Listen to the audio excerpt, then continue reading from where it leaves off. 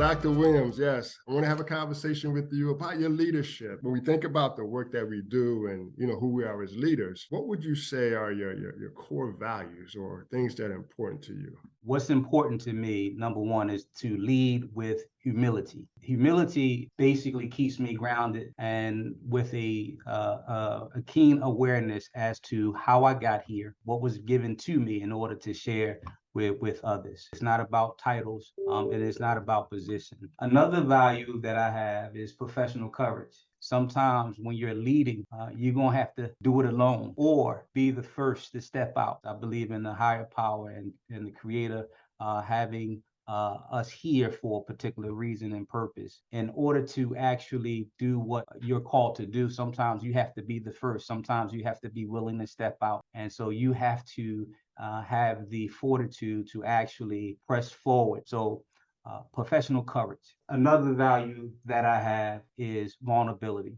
It allows people to be human, secure enough to say, hey, I don't know that. Let me get back to you. When I make a mistake, because I make many, I want to own those mistakes quickly, accept accountability for those, and share with others so that they can learn and I can learn as well. When you are comfortable enough to show some vulnerability, it gives them permission to do the same. And so now we can get to the root of the matter. Nobody's trying to hide things and we're working collectively. Those three things are very important in terms of how I view leadership. Talk to me a little bit more about the vulnerability though, because I think it's so important now in what we're experiencing as leaders, but also more importantly, what our teams are experiencing. What impact has that had on your team, current or past teams? I can recall meetings where I'm sharing the meeting. There may have been a misstep on my part, and in comparison, some leaders they'll shy away from that.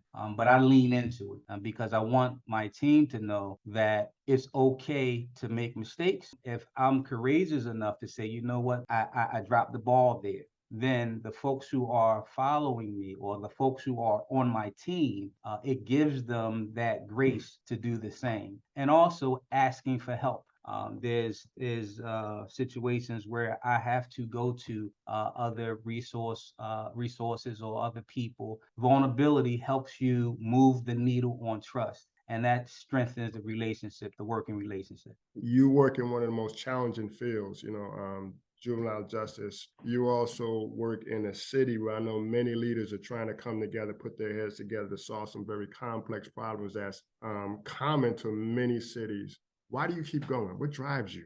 Business of saving lives. My current assignment, leading this organization, there's 95% or more of young people in our system, in this particular system, who are Black. There's a real issue around disproportionality. What drives me is the fact that we have an opportunity to possibly put a young person on a different trajectory, encouraging people to be the best version of themselves, working to fulfill my God-given purpose. And so those things kind of continue to keep me going and remind me why I do this work. What do you find most rewarding about leading others? Some of the things that I find rewarding, Khalid, is really being able to get work done through transformative relationships. Those relationships that I develop with colleagues and peers and subordinates and others. I value connecting with people, and I value the relationships that we develop for a common purpose and a common mission. I love teaching and I love learning. Learning is a lifelong process. I learn, but I also give and I teach, and that's rewarding. What are some challenges? I don't know if you can identify at least one challenge you find in leading others, overcome that to keep going and do the things that you do as a leader. What you're working on. Sometimes the goal and the ultimate end, sometimes in your tenure or sometimes even in your lifetime, you'll never see the outcome. That's challenging. I really value celebrating the small wins. My intent is to leave a place or a space or an organization better than what I found it. But when I pass that baton, it's better than what I found it. But not being able to say, okay, what happens? Right. Is sometimes is bittersweet, because you want to stick and stay. But leadership is really about the influence and that you leave not just for you and the people around you, but the people that comes behind you.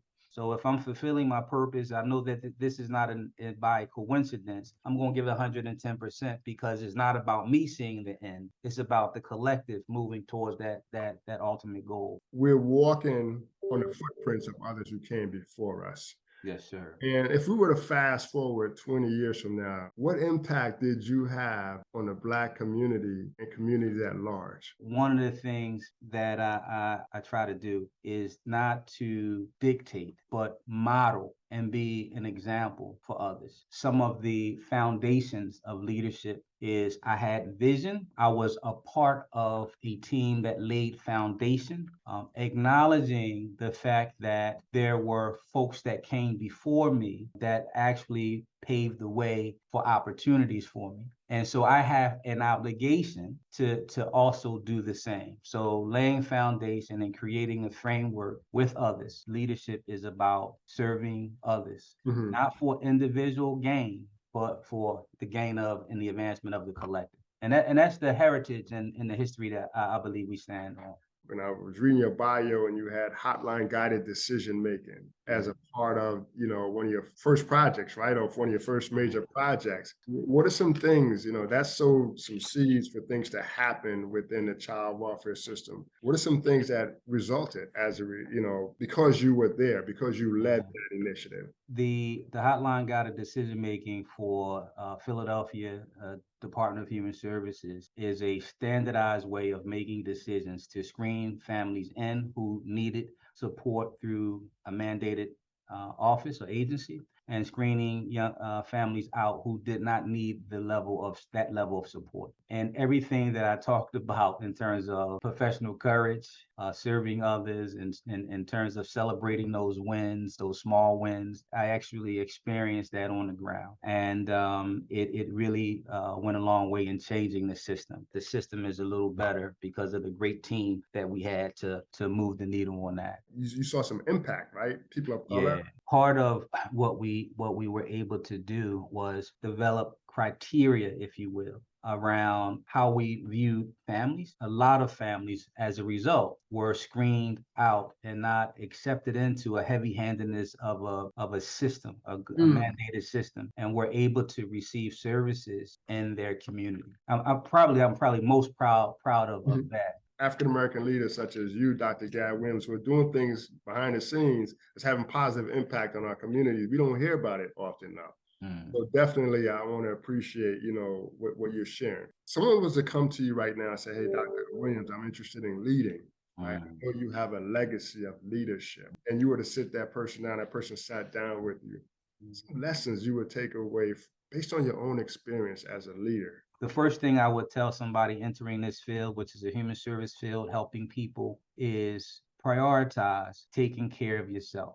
If you can't do the self-care, and now I don't even like to say it because I think some people in some places it's now like a fad, but when you really prioritize taking care of yourself physically, mentally, emotionally, spiritually, only then can you show up as the best version of yourself and then give the very best that you have to give. And so, because you can't help anybody if you're not caring for yourself. And then I think I would also share, Khalid, is again, as we orient new folks coming into juvenile justice services, the question that I have for them is, what are your core values and your core convictions?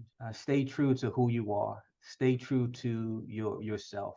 The last thing is the vulnerability, right? So when you make a mistake, own it quickly. Accept responsibility. Don't try to run away from it. Lean into it. Dr. Williams, really enjoyed this conversation. This is long overdue. You are one of the people that I definitely knew I needed to talk to you. So I want to thank you for taking some time to share your experience, your leadership. Khalid, it's been my pleasure. Thank you. And in a moment's notice, man, you just reach out. I've been admiring you for many years, so I thank you for the opportunity.